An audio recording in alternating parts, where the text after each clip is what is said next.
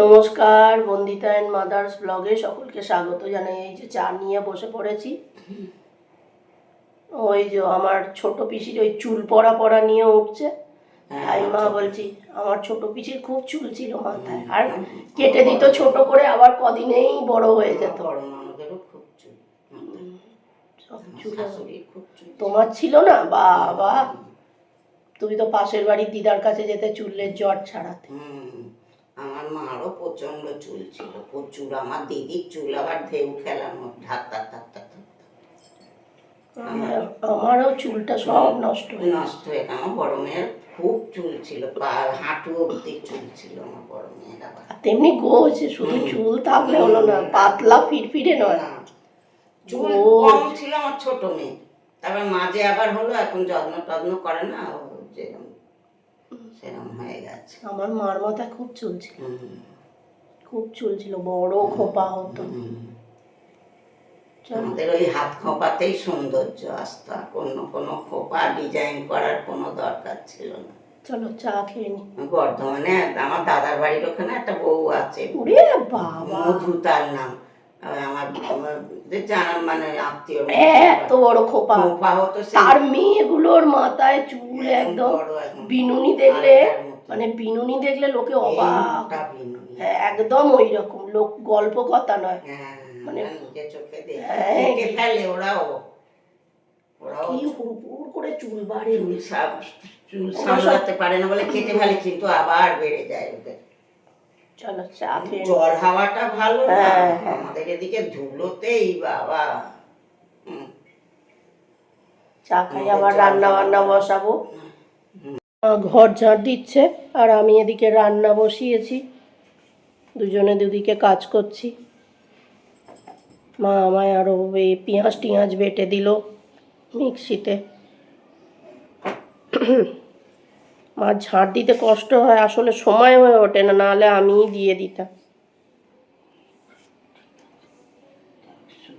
এক একদিন কী করি, মা একটু সকালটা দেখে নিয়ে তারপরে করে রান্না বান্নাটা, তারপরে আমি লাগি যে ঘর দোর ঝাড় দিয়ে নিয়ে, এর পরের দিন থেকে তাই করো, কেননা আমার ঠান্ডা লেগেছিল তো খুব। এই যে মা ঠাকুরের জল দিচ্ছে। আর আজকে কি রান্না হয়েছে চলো দেখি।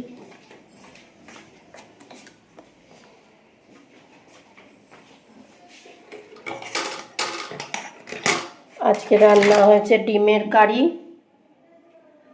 আর হচ্ছে গরম গরম ভাত, আর এটা কালকের বাঁধাকপিটা ছিল, একটুখানি অল্প ছিল, সেটা খেয়ে নেবো আমরা। এই যে মা অফিস চলে গেল, এবার আমি ওই মা জামাগুলো বলেছিল এইগুলো কাঁচা, কিছুটা কাঁচা ছিল, সেইগুলো আয়রন করছি। তারপরে হচ্ছে যে জামাগুলো সব কাচতে দিয়ে দিয়েছি, প্যান্ট আর ওড়নাগুলো আর কাচতে দিইনি, অনেক টাকা লাগে না, ওই জন্যে কী করছি যে এইগুলো ইস্ত্রি করে তুলে রাখবো। আর হচ্ছে যে এই আর মা কয়েকটা শীতের চাদর, শীত ঠান্ডা নেই, আর ওইগুলো কেচে দিয়েছিল, ওগুলো কয়েকটা আয়রন করে রেখে দেবো আর কি। আয়রন করতে দিলে অনেক টাকা খরচা হয় বাবা, অনেক টাকার ব্যাপার, সব সময় অত টাকা খরচা করা যায়ও না, কেননা কম্বল টম্বলগুলো, ব্ল্যাঙ্কেটগুলো মানে কাচতে দিয়েছি, সেগুলোও তো অনেক টাকা করে নেয়। ওই জন্যে মা বলেছিল মানায় আয়রন করে রেখে দিস, তাই আয়রন করে রেখে দিচ্ছি। দেখ, ঘরের কাজ এইগুলো তো করলে, তো ঘরের কাজ করলে তো শরীরে কোনো ক্ষতি হয় না, ভালোই হয়। আর হচ্ছে যে এইগুলো ওই জন্যে আয়রন, আগে যত জামা পরতাম করতাম, সব জামা আয়রন করতাম, এখন আর পেরে উঠি না। আয়রন করলে কি হয়, দাঁড়িয়ে দাঁড়িয়ে কোমরে খুব ব্যথা করে, আর পায়েও খুব ব্যথা করে, ওই জন্যে আয়রন করি সব।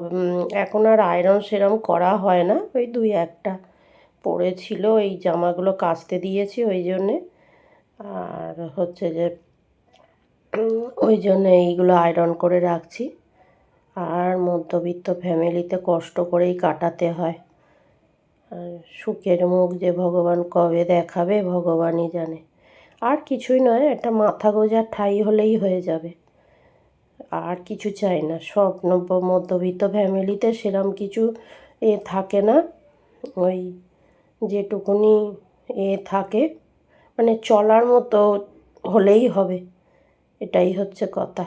জীবনে তো অনেক ওঠা নামা দেখলাম, অনেক কষ্ট করেছি, আমার মা অনেক কষ্ট করেছে আমাদের দুই বোনকে মানুষ করতে গিয়ে। সে সবাই মানে এটা সবাই বুঝবে যে একটা ছেলের পক্ষে যেটা সম্ভব একটা মেয়ে হয়ে বাইরেও সামলেছে, মেয়েদের মানুষ করেছে। আমার বাবা যখন মারা যায় তখন তো আমার মার খুব অল্প বয়স, আর আমরা তো সব ছোট ছোট না, ওই জন্যে মা অনেক কষ্ট করে আমাদের দুই বোনকে মানুষ করেছে। তাই যে ভগবান যে কবে একটু সুখের মুখ দেখাবে, সেই যে বাড়ি ছেড়েছি, সারা জীবনই ভাড়া বাড়িতেই কাটিয়ে দিলাম। তা যাই হোক, আর দুঃখের কথা কাকে আর বলা যায়। এই আর কি, এই দেখতে দেখতে আয়রন করা হয়েও গেল। আর অনেকে জ্ঞানের কথা বলে না, জীবনে অনেক কষ্ট করেছি, অনেক করেছি, ওই জ্ঞানের কথা বলতে পারি না, কেননা জ্ঞান তো আমাদের মধ্যেও আছে, অত জ্ঞানের কথা বলেও লাভ নেই। আমাদের সব জ্ঞান দিয়েছে ছোটোবেলা থেকে, কেউ দেখেনি একবেলা, শুধু জ্ঞানের কথা বলে গেছে সারা জীবন ধরে নিজের লোকেরা। আর কি, আমরা কারোকে জ্ঞানও দিতে যাই না, কিছু না, ওই যেরম নিজেরা পারি সেরামই নিজেদের জ্ঞান নিজেদের কাছেই রেখে দিই। জানি যে বাবা নেই, ছোটোবেলা থেকে কষ্ট করে সব কিছু করতে হবে, তাই মাও খুব কষ্ট করে দুই বোনকে মানুষ করেছে। এগুলো আর আয়রন করলাম না, এই চাদরটা অনেক বছরের পুরনো, ওই একটুখানি আয়রনটা গরম ছিল ওটাই চেপে দিলাম।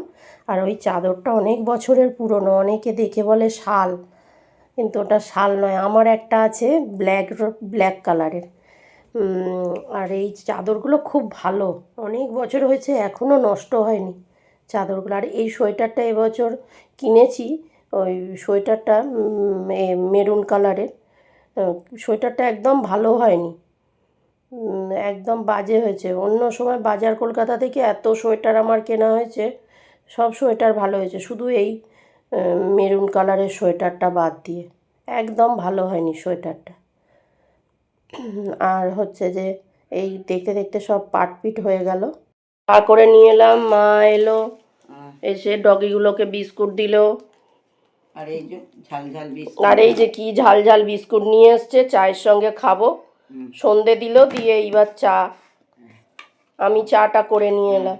আমার মেয়ে চাটা করলো, আমার বড় মেয়ে না চা খাই, আর ভাজা ঢালি খাই, খিদে পেয়েছে বাবা কত কি চায়ের সঙ্গে। এই যে হাফ খাওয়া হয়ে গেছে,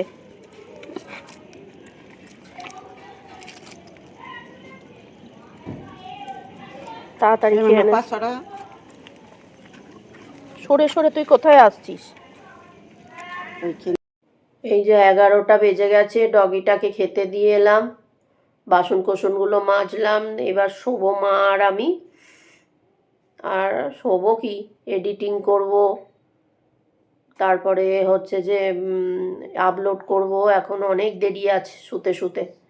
যাই হোক, ভিডিওটা তাহলে এখানেই শেষ করছি। তোমরা সবাই সুস্থ থেকো, ভালো থেকো, সাবধানে থেকো। আর ভিডিওটা যদি ভালো লেগে থাকে তাহলে লাইক করো, কমেন্ট করো, সাবস্ক্রাইব করো। দেখা হচ্ছে নতুন একটি ব্লগে।